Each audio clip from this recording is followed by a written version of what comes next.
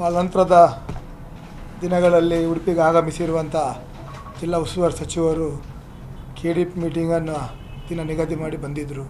ಬಹುಶಃ ಸಂದರ್ಭದಲ್ಲಿ ಅವರ ಮನೆಗೆ ಭಾಳಷ್ಟು ಜನ ಅಹವಾಲನ್ನು ಸ್ವೀಕಾರಕ್ಕೆ ಅವರು ಕರೆ ಕೊಟ್ಟಾಗ ಬಂದ ಸಂದರ್ಭದಲ್ಲಿ ಇಬ್ಬರು ಬುರ್ಕಾಧಾರಿಗಳು ಸಚಿವರನ್ನೇ ಅವರಿಗೆ ತಪ್ಪು ಮಾಹಿತಿಯನ್ನು ನೀಡುವ ಮೂಲಕ ಎಮರಿಸಿದ್ದು ನಮ್ಮೆಲ್ಲರ ಕಣ್ಣು ಮುಂದಿದೆ.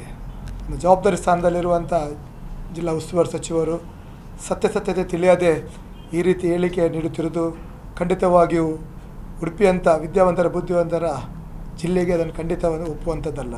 ಅದರಿಂದಾಗಿ ಇವತ್ತು ಉಡುಪಿಯ ಜನರಿಗೆ ಅವರು ತಪ್ಪು ಸಂದೇಶ ನೀಡಿದ್ದಕ್ಕಾಗಿ ಉಡುಪಿ ಜನರಲ್ಲಿ ಅವರು ಕ್ಷಮೆಯನ್ನು ಯಾಚಿಸಬೇಕು ಅಂತ ಈ ಸಂದರ್ಭದಲ್ಲಿ ನಾನು ಆಗ್ರಹಿಸ್ತೇನೆ. ಅದೇ ರೀತಿ ಬೆಳಗಾವಿಯಿಂದ ಬಂದು ಇಲ್ಲಿ ಅವರ ಯಾವುದೇ ರೀತಿಯ ನಮಗೆ ಉಪದೇಶಗಳು ಅಗತ್ಯ ಇಲ್ಲ. ಉಡುಪಿ ಜಿಲ್ಲೆ ಬುದ್ಧಿವಂತರ ಜಿಲ್ಲೆ. ಈಗಾಗಲೇ ಬರುವಂಥ ಕಚೇರಿಗೆ ಬರುವಂಥ ಸಂದರ್ಭದಲ್ಲಿ ಯಾರೇ ಬಂದರೂ ಕೂಡ ಅವರಿಗೆ ಸರಿಯಾದ ಮಾರ್ಗದರ್ಶನ ಸಹಕಾರವನ್ನು ನೀಡ್ತಾ ಬಂದಿದೆ. ಯಾವುದೇ ರೀತಿಯಲ್ಲಿ ಜಾತಿ ಮತವನ್ನು ಕೇಳಿಕೊಂಡು ನಾವು ಕೆಲಸಗಳನ್ನ ಮಾಡಲಿಲ್ಲ. ಆದರೆ ಯಾವತ್ತೂ ಕೂಡ ರಾಷ್ಟ್ರೀಯ ಚಿಂತನೆಗೆ ವಿರೋಧ ಮಾಡುವವರು, ಈ ಎಲ್ಲ ದೇಶ ವಿರೋಧ ಚಟುವಟಿಕೆಗಳಿಗೆ ಸಹಕಾರ ಮಾಡುವವರಿಗೆ, ಗೋಹತ್ಯೆಗೆ ಪ್ರೋತ್ಸಾಹ ಮಾಡೋರು ನಾವು ಯಾವತ್ತೂ ಕೂಡ ನಾವು ಒಪ್ಪುವಂಥದ್ದಲ್ಲ. ಇವತ್ತಿಗೂ ಅಲ್ಲ, ಮುಂದೂ ಕೂಡ ನಾವು ಮಾಡೋದಿಲ್ಲ. ಅದರಿಂದಾಗಿ ಇವತ್ತು ಬುರ್ಕಾಧಾರಿಗಳು, ಹಿಜಾಬ್ದಾರಿಗಳು ಎಷ್ಟು ನಮ್ಮ ಜಿಲ್ಲೆಗೆ ಮಾರಕೆಂಬುದಕ್ಕೆ ಒಂದು ಉದಾಹರಣೆ ಮೊನ್ನೆ ನಡೆದ ಘಟನೆ.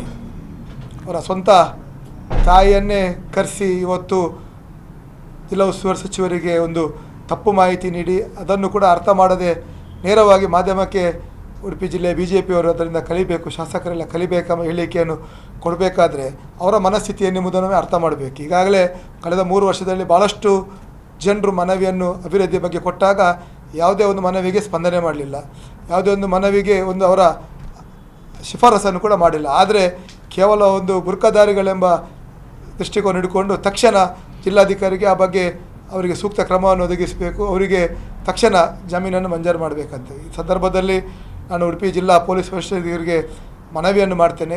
ಈ ರೀತಿ ತಪ್ಪು ಮಾಹಿತಿ ನೀಡಿದ ಯಾರು ಬುರ್ಕಾಧಾರಿ ಹಿಜಾಬ್ ಮಹಿಳೆಯರ ಮೇಲೆ ತಕ್ಷಣ ಸೂಕ್ತ ಕ್ರಮವನ್ನು ಕೈಗೊಳ್ಳಬೇಕು. ಮತ್ತು ಉಸ್ತುವಾರಿ ಸಚಿವರು ಕೂಡ ಈ ರೀತಿ ಹೇಳಿಕೆಗಳನ್ನು ನೀಡುವ ಮುಂಚೆ ಒಮ್ಮೆ ಸಂಬಂಧಪಟ್ಟ ಅಧಿಕಾರಿಗಳ ಹತ್ರ ಇರ್ಬೋದು, ಅವರ ಕನಿಷ್ಠ ಅವರ ಶಾಸಕರ ಹತ್ರ ಬೇಡ, ಅವರ ಪಕ್ಷದವರ ಹತ್ರ ಅದನ್ನು ತಿಳ್ಕೊಳ್ಳಿ ಹೇಳಿಕೆ ಕೊಡುವಂಥದ್ದು ಆಗಬೇಕು.